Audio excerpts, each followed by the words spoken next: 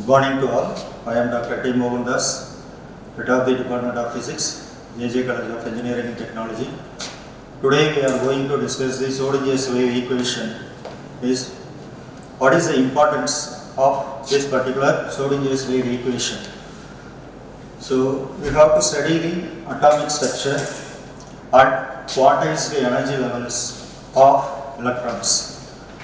Then we have to study by using this Schrödinger's wave equation, that is wave particle duality as well as the material behavior without any experimental setup and so on.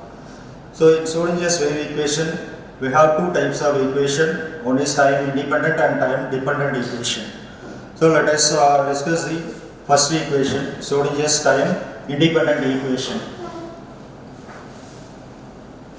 So consider a wave associated with a moving particle, let x and y and z be the coordinates and psi be the wave function for de Broglie waves at any given instant of time t. So the classical three-dimensional wave equation can be written as it is dou square psi by dou x square plus dou square psi by dou y square plus dou square psi by dou z square equal to 1 by v square dou square psi by dou t square. Here v is the velocity of the moving particle. Then here v is the wave velocity. Then the Laplacian operator, that is del square equal to dou square by dou x square plus dou square by dou y square plus dou square by dou z square. Putting this Laplacian operator in the above equation 1, we can modify it as del square psi equal to 1 by v square dou square psi by dou t square. Right. The solution of the above equation can be written as psi equal to psi naught e power minus I omega t. Right. Then we have to differentiate the equation, above equation, that is dou psi by dou t equal to minus I omega psi naught e power minus I omega t. Then once again differentiate it, we get the dou square psi by dou t square equal to minus I omega into minus I omega psi naught e power minus I omega t. So dou square psi by dou t square equal to simply written as I square omega square and psi naught e power minus I omega t. Here the psi naught e power minus I omega t can be written as simply psi, that is I square we can written as minus 1. So substituting equation 2 in 1.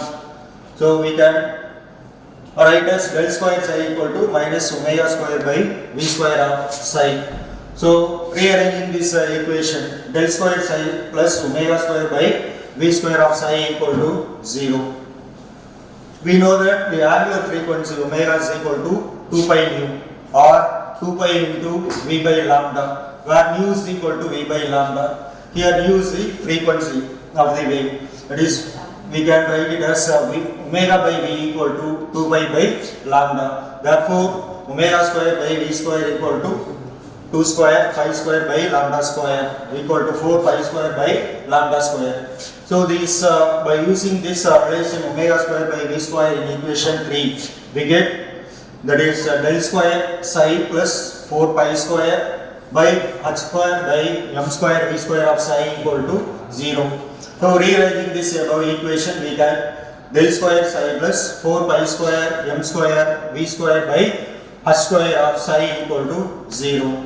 So we have calculate the total energy of the given particle, that is we add the kinetic energy plus potential energy. So kinetic energy of mv square plus potential energy, take it as capital V. Therefore rearranging this above equation, E minus V equal to 1 by 2 mv square or 2 of E minus V equal to mv square. So multiplying both sides by m, we get 2m into E minus V equal to m square v square.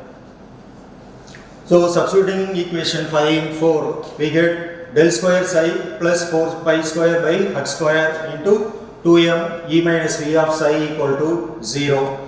So simplifying the above equation, we get del square psi plus 8 pi square m by h square E minus V of psi equal to 0. So we introduce a new operator h cross is equal to h by 2 pi. So h cross square equal to h square by 2 square pi square, which is equal to h square by 4 pi square. So where h cross is a reduced Planck's constant.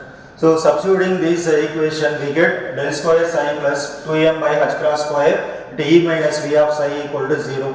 This is Schrodinger's time independent equations.